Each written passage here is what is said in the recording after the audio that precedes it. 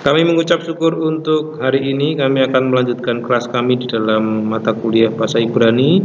Kami menyerahkan kelas ini ke dalam pertolongan-Mu ya Tuhan, supaya kami dimampukan untuk memahami karakteristik bahasa Ibrani, salah satu bahasa yang Kau pakai untuk menyampaikan firman Tuhan.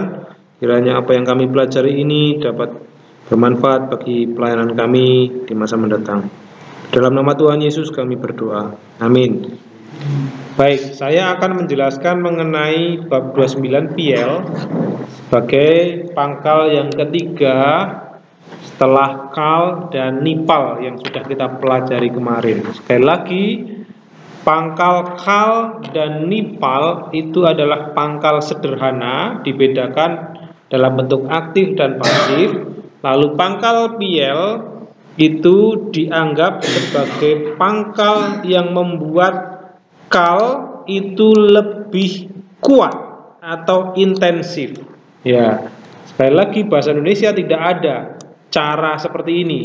Cara untuk menguatkan sebuah kata itu kita tidak membedakan kata itu. Ya. Nah, tetapi bahasa Ibrani punya cara untuk menganggap sebuah kata itu lebih kuat penekanannya atau lebih intensif. Jadi PL itu penekanannya lebih kuat atau intensif daripada pangkal kal maupun nipal ya, keduanya sama, itu sederhana. Nah, sekarang pada umumnya dimengerti bahwa PL itu berfungsi sebagai resultif atau menyebabkan suatu hasil dari induk kata kerja. Contoh, kalau kal itu berarti memecahkan, kalau PL berarti menyebabkannya pecah. Nah, itu yang dalam pengertian sekarang. Dalam arti yang dasar ini, PL dipakai dalam beberapa kasus khusus. Ya, ada beberapa penggunaan yang lain ya. Yang pertama disebut sebagai PL transitif dari kata kerja kal statif, jadi menyebabkan sesuatu dari keadaan. Kembali ya, yang pertama kita mengenal dulu ada kata kerja statif ya. Statif itu status keadaan. Nah, statif itu bisa berubah menjadi transitif atau menjadi kegiatan atau tindakan kalau digunakan pangkal PL. Contohnya, kata kades dalam bentuk kal itu menyatakan keadaan kudus. Ia dalam keadaan kudus. Tetapi kalau dalam bentuk PL, maka ini akan menjadi tindakan atau transitif. Jadi kalau saudara mendapati kata transitif itu berarti tindakan. Kalau statif itu berarti keadaan. Nah, kal itu bentuknya bisa statif ya, bisa keadaan. Tapi kalau menggunakan PL, hides, maka ia akan menjadi transitif atau tindakan menguduskan. Jadi kalau itu kata kerja biasa atau kata kerja keadaan, maka dia akan berubah menjadi tindakan. Oke. Bentuk kalnya ia kudus, bentuk PL-nya hides, ia menguduskan. Contoh lagi, gadal, ia besar atau ia dalam keadaan besar. Ini statif atau keadaan. Tapi dalam bentuk PL akan menjadi hidel, ia membesarkan. Ia membesarkan. Oke. Nah, terus kemudian PL juga dalam kasus kedua bisa menjadi resultif dari kal transitif atau sebuah hasil dari tindakan sederhana, saya bilang begitu ya. Jadi sederhananya saya akan bahasakan hasil dari tindakan yang sederhana. Ini kal. Contoh, sabar itu ia memecahkan. Sederhana, ia memecahkan. Tetapi dalam bentuk PL, siber, ia menjadikannya pecah atau ia menghancurkan. Jadi ini hasil dari memecahkan tadi, hancur, kira-kira begitu ya. Nah, contoh lagi yang ketiga, PL juga digunakan dalam bentuk denominatif. Kita pernah belajar nomina, ya, kata benda. Tapi ada kata de, maka itu berarti mengubah yang tadi kata benda menjadi kata kerja. Itu fungsinya piel. Salah satunya bisa menyebabkan sebuah kata yang semula kata benda menjadi kata kerja. Contoh, dabar itu kata atau perkataan, tetapi dalam bentuk kata kerja, piel, maka dia akan menjadi ia berkata. Ini menjadi kata kerja atau menjadi denominatif, bukan kata benda lagi. Beraka, berkat, itu kata benda, tapi dalam bentuk piel, berak, ya, ia memberkati. Salah itu 3. Kalau dalam bentuk piel bukan mentigakan, tapi membuat 3 kali atau berbuat 3 kali. Semua kata benda, tetapi dalam bentuk piel akan berubah menjadi kata kerja. Itulah yang disebut sebagai denominatif. Yang keempat, bisa juga dijumpai dengan makna pengulangan. Ya, pengulangan. Contoh, kata sabah, ia mengorbankan, itu kalau dalam bentuk kal biasa. Dalam bentuk piel bisa berarti ia berulang kali mengorbankan. Pengumuman, bisa pengumuman, sadah, ia benar, ini menyatakan benar, ya. Tetapi dalam bentuk piel, ia mengumumkan, ia benar, berarti seolah-olah pengumuman begitu, ya, mendeklarasi. Bisa memutar balikkan kata kerja. Contoh, hata, ia berdosa, tapi dalam bentuk piel, ia mengampuni dosa. Wah, ini ngeri ini kalau kita tidak bisa mempertimbangkan konteks. Dari berdosa kok malah ia mengampuni dosa, itu memutar balikkan kata kerja. Maka konteks sangat penting, ya, untuk menjadi pertimbangan di dalam kita menafsirkan sebuah pangkal, konteks atau sesuatu yang ada di sekitar kata tersebut. Ini mempengaruhi penafsiran, maka kita harus hati-hati. Oke. Yang kelima, ini yang paling penting juga. Kata kerja piel ternyata juga bisa berfungsi seperti kal. Seperti kata kerja aktif sederhana. Ya, ada beberapa kata kerja dalam pangkal piel yang tidak terdapat dalam kal. Ya, jadi kalau kita ingat bahasa Yunani itu ada aoris 2, ya. Itu kata kerja yang tidak ada dalam kala kini, hanya ada dalam kala aoris 2, pangkalnya berbeda. Nah, bahasa Ibrani punya kata kerja yang tidak terdapat dalam pangkal nifal, tidak terdapat dalam pangkal kal, tetapi hanya ada dalam pangkal piel. Ini contoh. Bikes, ya, bikes itu terdapat dalam pangkal piel, bikes. Diber, ini berkata, ya, kalau dalam pangkal kal, ya, biasanya munculnya menjadi statif, ya, bukan statif, kata benda, kata atau perkataan. Hilal, ya, ini dalam bentuk piel semua. Jadi ini bisa menjadi sama seperti kal sederhana. Nah, seperti apa bentuknya piel itu? Kalau nifal kemarin di dalam pangkalnya mengawali dengan ni, semuanya diawali dengan ni kalau dalam bentuk perfect, ya. Ya. Sekarang yang piel bagaimana? Lihat di sini. Piel memiliki ciri ada vokal i di depan. Pangkal piel perfect memiliki ciri pangkal piel memiliki ciri vokal i di depan. Lalu perhatikan vokal yang kedua bisa saja sere, bisa saja sewa, bisa saja patah. Jadi vokal kedua tidak menjadi ukuran. Yang menjadi ciri adalah ciri dari vokal yang pertama munculnya hirik di awal huruf. Bagaimana dengan imperfect? Imperfect semuanya menggunakan awalan Y yang semula Y tetapi dalam bentuk pangkal piel menjadi Y, seva. Seva bunyi ya karena di depan kata. Jadi Y bak, Y saber, T saber, T saber, T saberi, A saber, Y saber, ta saberan, nah, T saberu, T sabernah, ne saber. Hanya ada satu yang menggunakan vokal patah, yaitu persona orang pertama tunggal. Yang lain menggunakan T. Koortatif menggunakan A atau seva gabungan, ya, hatef patah. Asabera, biarlah aku menghancurkan.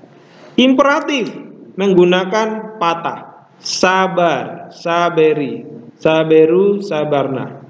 Partisip ciri-cirinya menggunakan me dengan seva. Me syaber, me syabera, me syaberi, me syaberot. Infinitif sabor atau saber, ya. Infinitif konstrak saber dan seterusnya. Nah, jadi ini cirinya. Piel perfect memiliki ciri khas dages forte di dalam konsonan tengah dengan hirek di dalam konsonan pertama atau patah atau sere di bawah konsonan kedua. Itu cirinya.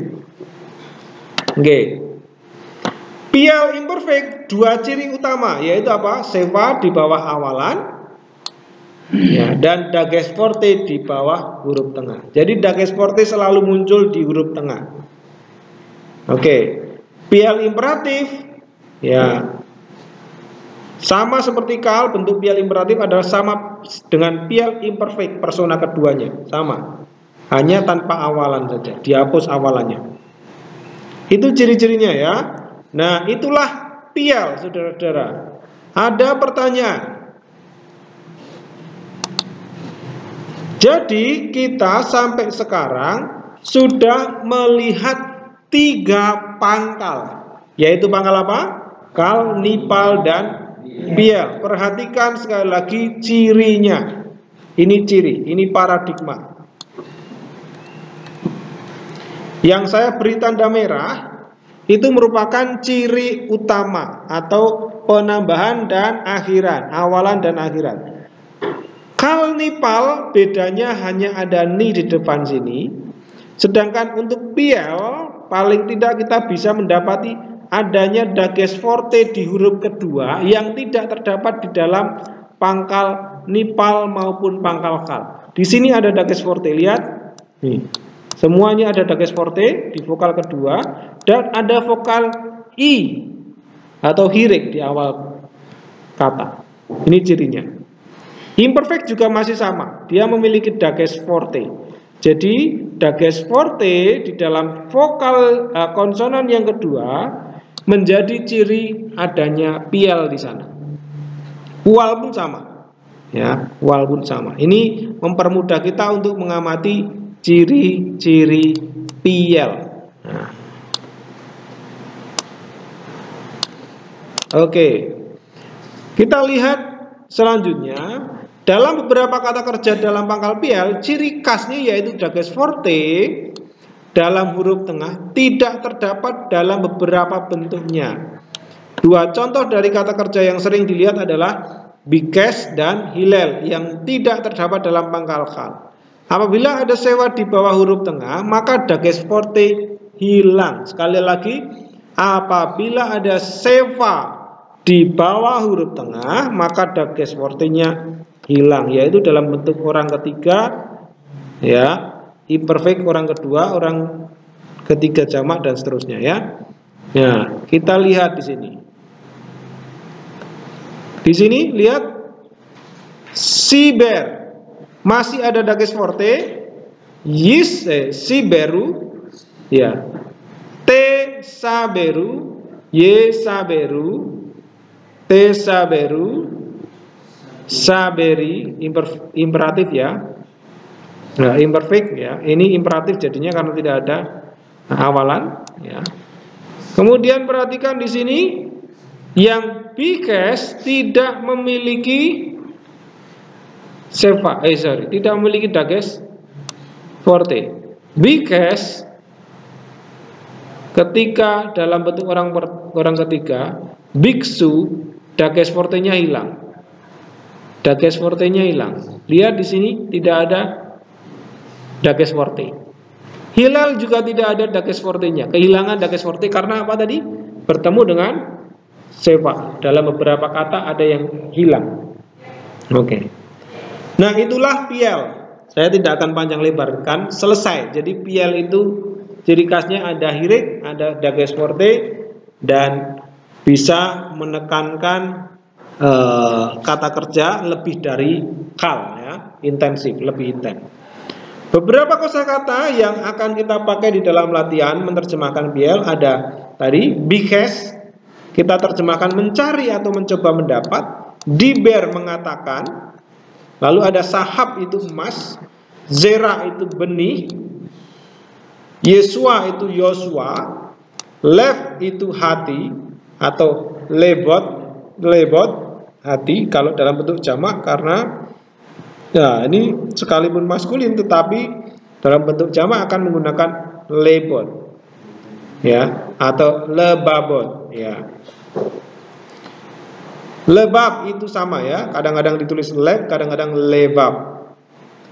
Lalu ada luah atau loh dalam bentuk jamak luhot, ya. Meskipun maskulin bukan luhim, ya, tapi luhot. Oke, lalu malat atau dalam bentuk nifal nimlat. Jadi sekali lagi ada beberapa kosakata yang kita jumpai memiliki pengertian yang sama di sini. Contoh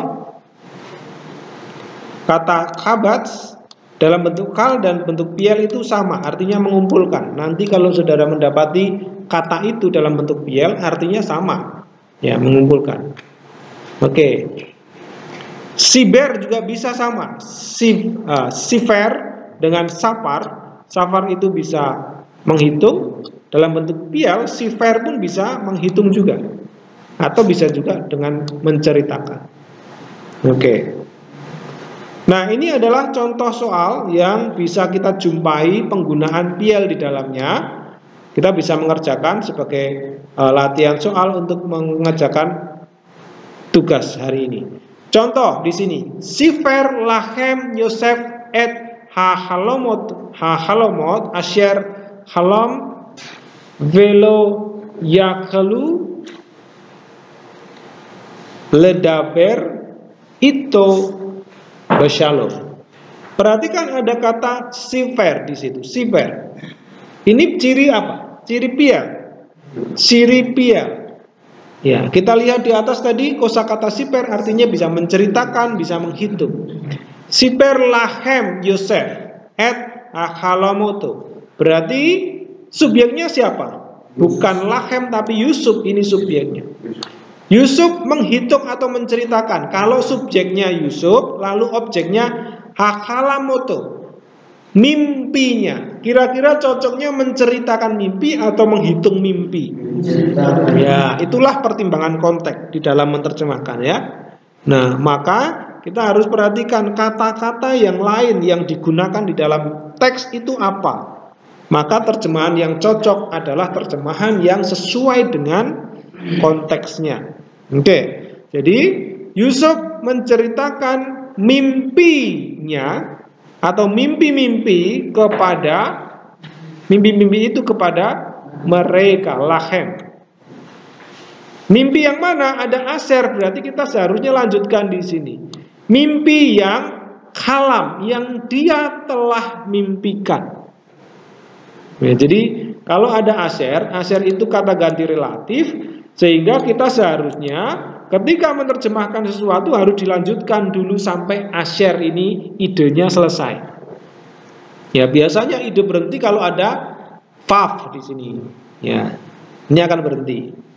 Oke, jadi sekali lagi Yusuf menceritakan mimpi yang ia telah mimpikan kepada mereka, velo yakelu ledaber itu Bishalo. Velo bisa dan tidak, bisa tetapi tidak. Siapa itu? Yakelu dari kata yakal. Apa itu yakal? Masih ingat?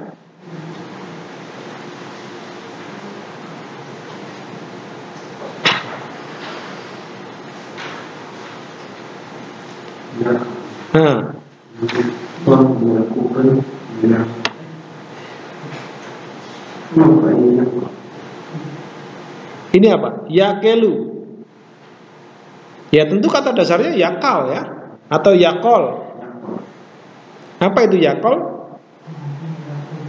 Mampu melakukan. Berkuasa melakukan. Oke, berkuasa melakukan. Menahan. Menahan. Oke. Nah, kemudian kita lihat konteksnya. Ledaber, apa itu? Kata kerja atau kata benda? Kata benda.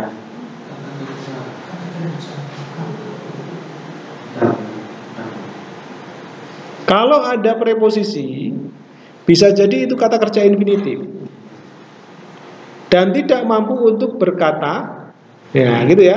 Tetapi dia tidak mampu untuk mengatakan, ya karena ini ada le untuk mengatakan itu. Mengatakan apa? Itu apa? Kata ganti orang ketiga, nya, akhiran ganti ya. Sebagai objek ini itu. Mampu mengatakannya atau mengatakan hal itu. Bisyalo, dengan damai, dengan tenang, dengan damai. Nah itu dia. Jadi Yusuf mengatakan menceritakan mimpi yang dia mimpikan kepada mereka, tetapi dia tidak mampu untuk mengatakannya dengan damai, dengan tenang. Nah, jadi ada contoh piel di sana. Di sini ciri-cirinya dan cara menerjemahkannya masih sama. Kalau bisa diintensifkan, kita intensifkan. Kita tekankan, kita kuatkan. Tapi kalau tidak ada, ya sesuai dengan terjemahan yang ada dalam kamus saja. Oke. Nah, saya ingin meminta saudara untuk mengerjakan satu persatu. Saya akan bagi ya, supaya kita bisa cepat. Untuk tugas ini, kami persilahkan. Di sini tugasnya satu persatu mulai dari ya ini ya Pak siapa? Hezron, lalu Pak Alan, lalu ada Pak Yoksan dan Yusa. Oke. Dan lanjut seperti itu ya. Oke, selamat mengerjakan.